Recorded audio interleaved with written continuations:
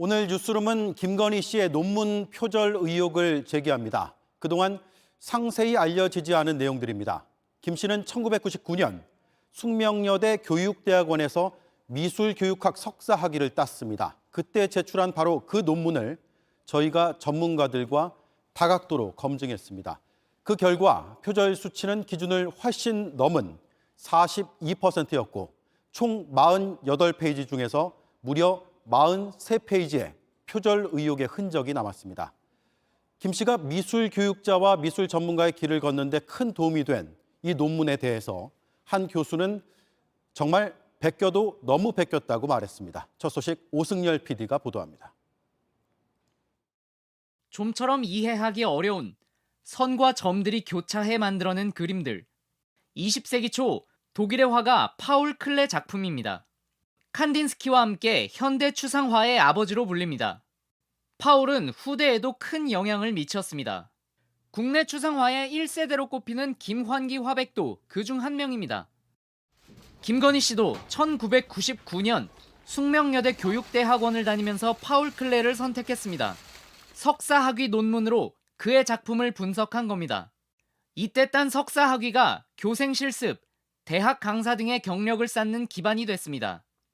취재진이 김 씨의 석사 논문을 표절 검증 프로그램으로 분석해봤습니다. 다른 논문과 얼마나 똑같은지를 나타내는 표절률이 10%로 나옵니다. 현재 표절 판정 기준은 20% 내외로 별 문제가 없어 보입니다. 그런데 취재 도중 김 씨가 참고 문헌에 기록하지 않은 파울 클레 관련 책과 논문 4개를 찾았습니다. 모두 80에서 90년대 오래된 자료들이었습니다. 이 자료들을 직접 파일로 만들어 김 씨의 논문과 비교할 자료 목록에 추가했습니다. 그랬더니 표절률이 42%까지 치솟습니다. 이번엔 연속으로 6개 단어 이상 베낀 문장들만 표시해봤습니다. 총 48페이지 중 43페이지에서 표절 정황이 보입니다. 전체 382문장 중 250문장가량이 같거나 비슷합니다. 내용에 따라 모방한 자료도 달랐습니다. 먼저 파울 클레 작품의 시대적 배경. 로즈메리 람버트의 20세기 미술사와 거의 토시까지 같은 내용들입니다. 회화적 배경 섹션에선 95년에 나온 파울 클레 작품 번역서가 문단째로 옮겨졌습니다. 2장 연속으로 아예 인용문까지 똑같이 베끼는 등 실수로 출처 표기를 하지 않았다고 보기 어려운 부분도 곳곳에서 발견됩니다. 연구윤리협의회 소속 전문가에게 면밀한 분석을 의뢰했습니다. 이 논문 자체가 상당히 많은 부분을 갖다가 이제 그대로 카피를 해서 여기다 이제 옮겨온 부분들 이런 것들이 이제 너무 많거든요. 1999년 연구윤리가 약했던 시대 상황을 감안하더라도 너무 베꼈다는 지적입니다. 그 당시 상황을 봐서 우리가 이해를 좀 해줄 수 있는 부분도 있겠죠. 근데 이 논문에서는 새롭게 주장하고 있는 바랄까 이 부분이 독창적으로 얘기하고 있는 바가 뚜렷하게 보이진 않습니다. 표절 여부를 떠나 저자의 독창적인 시각도 없단 겁니다. 취재진은 김건희 씨에게 검증 결과값을 전달하고 표절 의혹에 대한 해명을 요청했지만 아직까지 답변을 받지 못했습니다. JTBC 오승열입니다. 자, 이 의혹은 워낙 새로운 내용이어서 설명이 조금 더 필요할 것 같습니다. 오승열 PD가 나와 있습니다. 자, 우선 숙명여대 미술교육학 석사 논문이 그동안 크게 논란이 되지 않았거든요. 표절 검증 프로그램으로 돌려도 걸러지지 않아서 그런 건가요? 네, 지금까지 김건희 씨와 관련된 논란이 대부분 김건희 씨 경력에 초점이 맞춰져 있었는데요. 그런데 정작 이제 김건희 씨 경력의 출발점이 되었던 이 숙대 석사학에 대해서는 누구도 이제 주목을 못했던 경향이 있습니다. 네. 일단 주제 자체가 서양화를 다룬 실제로 전문성이 있는 주제인데다가 표절 검증 프로그램을 그냥 돌렸을 경우에는 표절률이 10% 이하로 나오기 때문에 대부분 문제가 없을 거라고 생각한 것 같습니다. 다른 언론에서도 주목을 별로 안 했을 수도 있겠군요. 예, 맞습니다. 그런데 표절 검증 프로그램이 이렇게 수치가 낮게 나왔다면 이거 믿을 만한 프로그램인가라는 생각도 들거든요. 네, 일단은 얼마 전에 설민석 씨나 연예인 홍진영 씨 같은 경우가 이 프로그램을 통해서 표절이 밝혀진 경우라고 볼 수 있고요. 물론 이 숫자 자체가 결과는 아닌데요. 다만 이제 대다수의 대학들에서 석박사 논문을 제출할 때 자기 논문을 이 프로그램에 제출 전에 먼저 넣어서 스스로 검증을 해보고 제출하도록 규정들이 마련되어 있습니다. 네. 그런데 10%와 저희가 보도한 42%는 너무 크게 차이가 나서 왜 이렇게 차이가 나는지 또 어떻게 검증했는지가 궁금하거든요.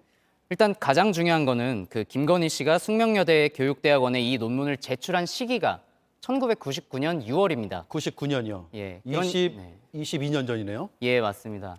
그래서 이제 당시 비교 대상이 선행 연구라고 할 만한 자료들이 컴퓨터용 파일이 아니었고요. 그러니까 이 프로그램 안에 데이터베이스 안에 등록이 안 된 경우가 대부분이었습니다. 그렇겠군요. 그래서 파일로 등재된 논문이라고 하더라도 한자가 섞여 있거나 혹은 이제 가독성이 떨어지는 글씨체 같은 경우는 이 프로그램이 제대로 읽지를 못해서 제대로 비교를 못했던 게 있고요. 그래서 저희가 한자를 한글로 바꾸고 눈으로 일일이 보면서 손으로 치면서 이 프로그램에 넣어 보니까 이제 이런 결과값을 얻게 된 거고요. 네. 이 과정에서 김건희 씨가 참고 문헌에 넣지 않은 4개의 자료를 추가로 발견을 했고, 그러니까 총 11개 비교 논문 중에서 4개는 저희가 직접 찾아서 넣은 일일이 자료입니다. 손으로 예, 맞습니다. 눈으로 따져보면서 찾은 건데 그렇다면 프로그램에서 걸러지지 않는 이런 것들도 전문가들은 표절이다라고 표현을 합니까? 예, 일단은 42%는 저희가 자체적으로 프로그램을 돌려본 값인 거고요. 예. 이게 결과는 당연히 아니고 수치가 높아서 바로 표절이 되는 건 당연히 아니고요. 그래서 이제 저희가 연구윤리 쪽 전문가분들, 대학 연구윤리협의회 교수들에게서 이제 자문을 받은 결과, 미술계 전문가들에게도 이제 자문을 받았고요. 네. 이제 표절은 맞다는 진단을 받았고, 하지만 이제 공식적으로 표절이 인정이 되려면 숙명여대에서 직접 조사를 해서 표절이라고 판정을 내려줘야 합니다. 논문을 받고 학위를 준 곳에서 판정을 해야 된다라는 거네요. 예, 맞습니다. 김건희 씨가 앞서 국민대 박사학위 논문도 표절 논란이 있었는데 이번 사례하고 어떤가요? 다른 건가요? 그 논란이 되었던 김 씨 박사 논문의 주제는 미술 분야가 아니었죠. 그래서 사실 김건희 씨의 경력 논란이랑은 크게 상관이 없는 내용이었고요. 하지만 이 석사 논문은 김건희 씨가 미술계로 진출하기 위한 기초적인 결정적인 기반이 되었거든요. 만약에 이 숙명여대가 논문을 조사해서 어떤 판정을 내리게 된다면 지금까지 불거졌던 여러 경력 논란들이 한꺼번에 정리가 될 가능성도 있습니다. 알겠습니다. 여기까지 하겠습니다. 오승열 PD였습니다. 자, 저희가 보도한 표절 의혹에 대해서 김건희 씨에게 해명을 요청했습니다. 어제 검증 결과도 함께 전달을 했는데 조금 전에 입장이 왔습니다. 윤석열 캠프의 관계자는 현재 기준으로 1999년도 논문을 분석한 내용이어서 추가로 확인을 하겠다. 그 후에 다시 반론을 하겠다라고 말을 했습니다. 입장이 다시 오는 대로 이 역시 상세히 전달하겠습니다. 네, 석사 논문을 표절했다는 논란은 이재명 후보 역시 자유롭지 못한 상황입니다. 이미 8년 전에 스스로 논문을 반납하겠다고 했는데 아직까지 학위는 그대로입니다. 최근에 이 대학이 입장을 밝혔습니다. 논문 취소 여부를 대선 이후에 판가름 내기로 했습니다. 송우영 기자입니다. 2005년 이재명 후보가 제출한 석사 학위 논문입니다. 지방정치 부정부패의 극복 방안에 관한 연구로 석사 학위를 받았습니다. 당시 표절 의혹이 나오자 이 후보는 기자회견을 열었습니다. 국정원이 나서서 가천대를 압박함으로써 논문을 취소하도록 압력을 행사한 것으로 보입니다. 저는 불필요한 논쟁을 피하기 위해 이미 이 논문과 관련한 석사 학위를 반납한 상태입니다. 하지만 아직까지 이 석사 학위는 유효합니다. 가천대학교가 표절 판정을 내리지 않았기 때문입니다. 논문이 뭐 본인이 냈다가 나 취소한다고 해가지고 취소되는 게 아니잖아요. 그러니까 5년 도과했기 때문에 검증할 수 없다. 이게 원칙을 고수하고 계속 있다가 가천대는 최근 입장을 바꿨습니다. 교육부가 표절인지 조사하라고 권고한 영향이 큽니다. 근거는 2011년에 교육부가 바꾼 훈령입니다. 올해 전 논문이라도 필요하면 표절을 조사해 취소할 수 있게 된 겁니다. 이에 따라 1999년 김건희 씨의 미술교육학 석사 논문도 숙명여대의 자체 조사를 받을 수 있습니다. 윤석열 후보는 최근 김 씨의 국민대 박사 논문이 표절 의혹에 휩싸이자 반납할 수도 있다는 의견을 밝혔습니다. 하지만 양측 모두 논문 잦은 반납이 아닌 대학의 검증 결과를 기다려야 하는 상황이 됐습니다. JTBC 송우영입니다. 후보의 가족, 특히 부인에 대해 날카롭게 검증하는 이유는 대선 결과에 따라서 국내외적으로 영부인의 역할을 수행할 수도 있기 때문이죠. 어제 사과한 김건희 씨는 윤석열 후보가 대통령이 돼도 아내 역할에만 충실하겠다고 했습니다. 이와 관련해서 선대위에선 제도까지 신설하는 방안이 검토되고 있습니다. 저희 취재 결과 윤석열 후보의 선대위 안에서 대통령 배우자 지원을 제한하는 규정을 추진 중입니다. 영부인을 보좌하는 제2부속실을 폐지를 밝힌 데 이어서 역할까지 줄이겠다는 취지입니다. 최수영 기자입니다. 남편이 대통령이 되는 경우라도 아내의 역할에만 충실하겠습니다. 김건희 씨는 윤석열 후보가 대통령이 돼도 대통령 부인으로서의 역할은 최소화하겠다는 뜻을 내비쳤습니다.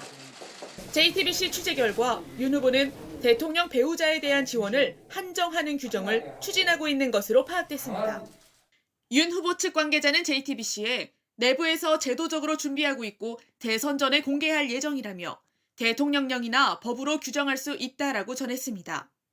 대통령 배우자는 대통령의 외교 일정에 동행하는 등 국가 예산이 투입되는데 현재는 그 지원에 대한 명확한 규정이 없습니다.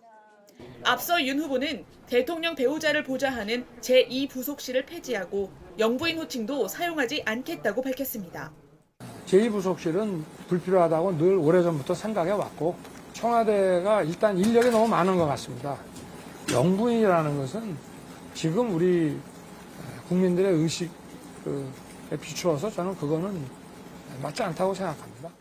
청와대는 대통령 비서실 조직인데 이 중 이 부속실은 영부인 보좌를 담당합니다. 이 조직을 없애거나 영부인의 역할, 관련 지원 등이 규정에 담길 것으로 보입니다. 다만 후보 측은 김건희 씨 사안 때문에 추진하는 건 아니라고 설명했습니다. 청와대 조직을 대폭 축소하겠다는 윤 후보 공약과도 닿아 있다는 겁니다.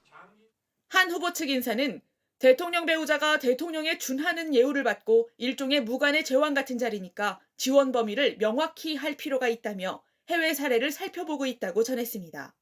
JTBC 최수연입니다. 김건희 씨의 허위 이력 의혹에 대해서 국민의힘은 부정확한 표기라고 표현을 했습니다.